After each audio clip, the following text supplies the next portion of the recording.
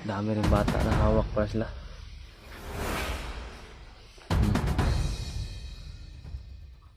Yan yung nagpapakuan sa damdamin na tol. Nagbibigay lakas sa amin, sinalaman namin ngayon na kailangan kami mapakatatag kasi marami kami dapat na matulungan. What's up tol? Isang mapagpalang araw o umaga po sa inyo lahat dyan o hapon o anong oras man ninyo ito makita itong video namin. Ito kami ngayon mga tol, bundok sa area kung saan ay pinagmumugaran ng mga bandido o mga masamang tao po. Kung magtaka po kayo mga tol na shortcut yung video namin, direct na nandito na kami sa area. Sinadya namin mga tol, sinadya namin ni Brad Ray. Saka nga po pala mga tol, dalawa lang po kami ni Brad Ray ngayon, nagsama dito patungo. Yun, pagka magtaka kayo na shortcut yung video namin o diretso na nandito kami sa area. Kasi yun talaga yung strategy namin ni Brad Ray mga tol. Tuwing akit kami o babalik bundok kami, hindi na kami mag video, patungo kami dito sa location kung saan ay dito yung punteriya namin na may puntahan kami na dapat tulungan. So ngayon mga tol, baka magtaka din kayo na wala kaming kasama o kami yung late na umakyat o huli na umakyat kasi tulad ng mga tol, bagong taon na, bago kami umakyat ay yung mga pamilya namin, mag-ina namin ay pinaplastar namin para walang problema sa pag-akyat namin dito. At saka po pala mga tol, happy New Year. Sana ay ayos na po yung New Year ninyo. Sana ay masaya ang New Year ninyo. Tulad sa amin, okay lang kami sa New Year namin, masaya kami at buo kami na nagsasama. So yun mga tol, ang kuha namin dito sa bundok, umakyat kami dito para matulungan din yung mga kasamahan namin na baka makatulong kami sa kanila na ano naman yung mission, kasi yung mission namin, yung hangarin namin ay isa lang talaga, makatulong sa kapwa na kailangan ng tulong at sa mga hinapi. At maraming balita, maraming mga nangyayari. Nandun kami sa baba, maraming mga sabi-sabi, maraming nagmimisit sa amin na bihag. Si numero 1 na bihag ay yung si Bro SJ. Nandun sa malayo yun, saan yun banda. Sobrang kawawa po, tingnan namin yung video, nireview namin yung video, sobrang kawawa ni Bro SJ po. Bihag siya. Ngayon parang tingnan mo yung video niya, parang nakatakas na siya, nakatakas ba yun? At may sugat siya dito sa dibdib. Sinabihan din kami ni Brad mga tol na re-rescue na po muna siya doon kay SJ, para makatulong din siya po kasi kasamahan niya po yun. Malaki po yung dapat na kailangan na doon, dapat tutulong din po siya doon para ma-rescue din talaga si Bro SJ. At saka si Bro G-Ward po pala mga tol, may nagsasabi rin sa akin si Bro G-Ward ay bihag daw. Maraming nagtaka bakit, kung ano yung nangyari, bakit nabihag si Bro G-Ward. Kasi ganyan kasi mga tol, sa ganyan sitwasyon ay hindi talaga natin alam kung ano yung puno simula nun. Pero sa ganyan, ang importante na nalaman natin na si Bro G-Ward ay hawak ng mga bandido, baka sakali na kita natin sa dito o masalubong na dala-dala sila ng mga bandido, ay talagang hindi kami magdalawang isip ni Brad Ray na tutulungan si Brad Seward o yung pamilya ni, baka sakali man yung pamilya ni Marvin, baka makita namin o masalubong marinig namin dito, ay kasi yung hangarin talaga namin dito sa buong Timpugi ay makatulong sa kapwa na kailangan ng tulong, para yung mga inaapi ng mga bandido ay matulungan ba.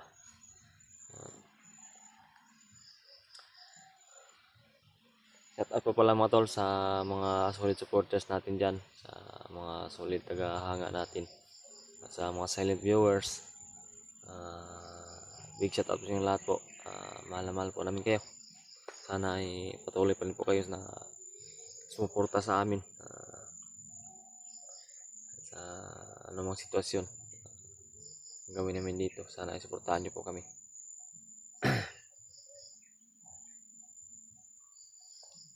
Yan mga tol,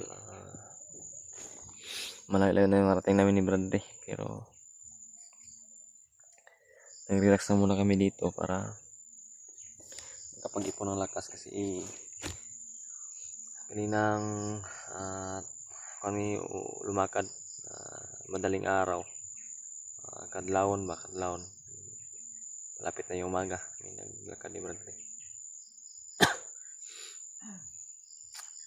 Yung basta mga tol, yung hangarin talaga namin dito ay makatulong sa mga nangangailangan ng tulong.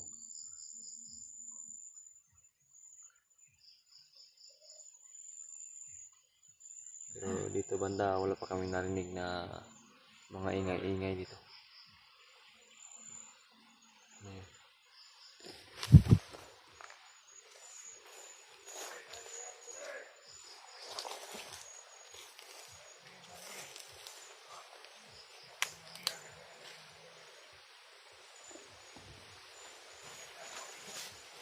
Brad,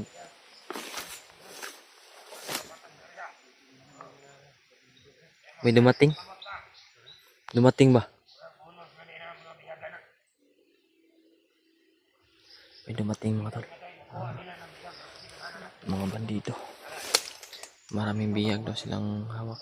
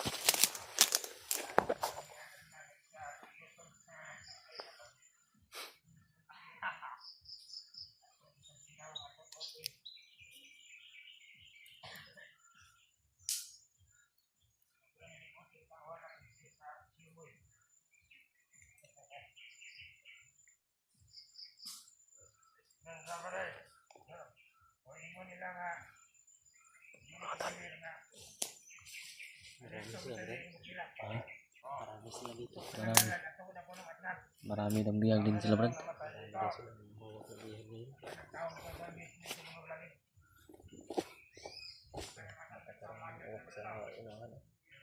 Mga monitoring ni Bagnot yan ba?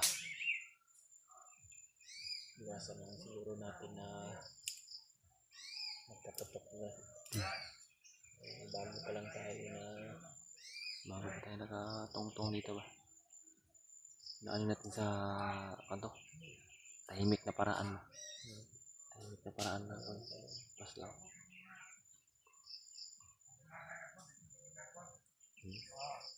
Kailangan mga dalaga, kahit marami na silang bihag mga tol, ay hanap pa rin daw sila ng bibihagin na mga babae daw. Babae na dalaga daw yung target nilang yun. Grabe. Sobrang daming uwak. Boses ng uwak ba?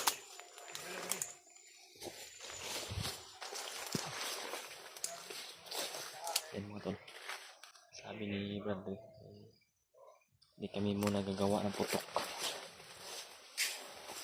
para hindi mabulabog yung area. Lukis yun. Kung sabi nila mga tol, kailangan ba nila magbantay dito sa mga daanan.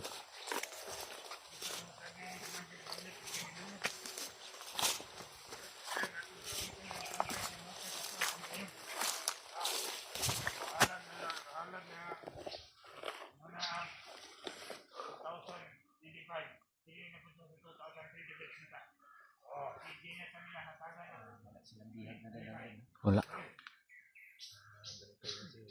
Nagbabantay sila dito, Brad. Yan mga tol.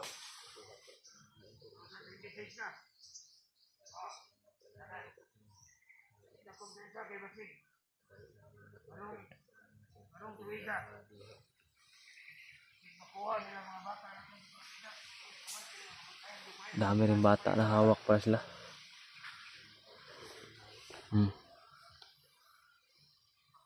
Yan yung nagpapakuan sa damdamin na to.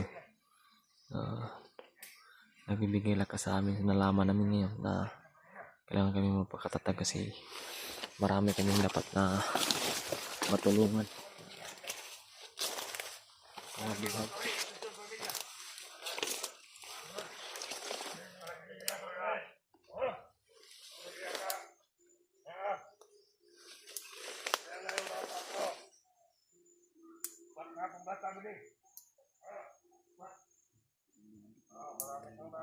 Kaptilaw sa dito ko kauli dito sa mga ganito.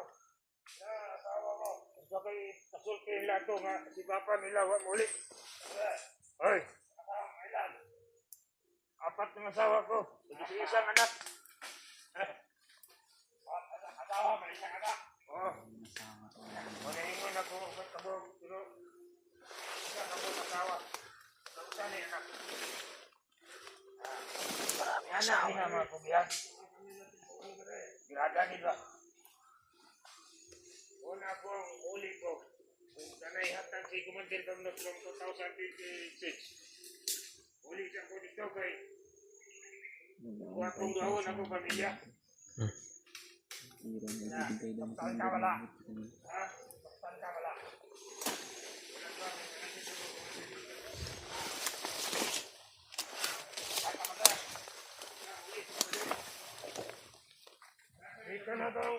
Pelyado pala itong mga to. Sayang yung buhay nila ba. May pamilya para sila.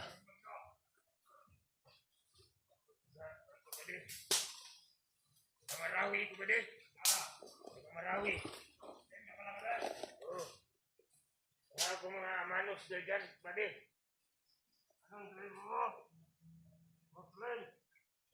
Di Muslim. Yung asawa ko, basta Muslim ka. Ibang asawa na yan. 4 na asawa ko. Hanap ako na ikalima. Yan. Parang sa tingin ko yung mga sabi-sabi nila ay di totoo. Parang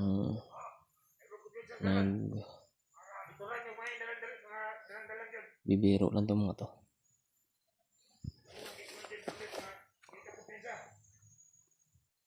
Nagbibiro lang yung mga sabi-sabi nila. Yan mga tol.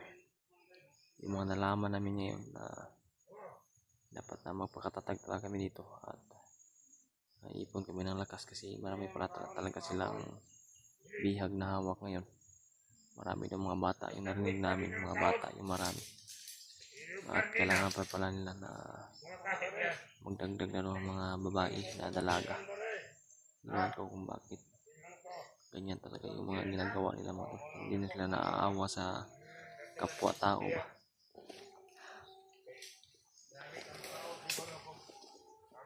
Yan.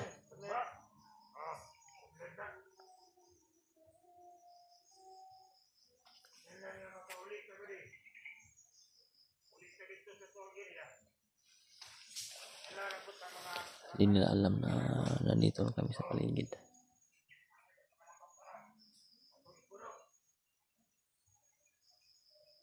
Yan o. At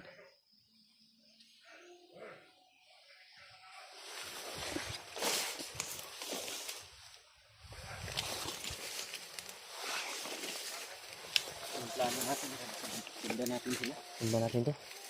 Kailangan muna natin siguro yung kwan. Naawa rin ako sa isa ba. Pamilyado din pala. Pamilyado din pala yun ito. Isa. Dagan mo ng bata, dagan-dagan na. Dakpan man pero hindi na mabuti ko ng kita.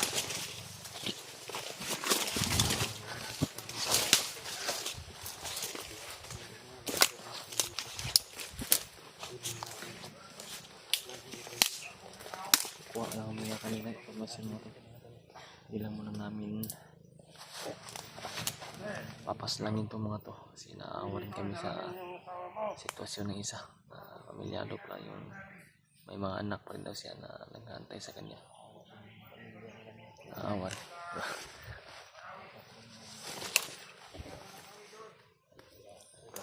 Yan sila.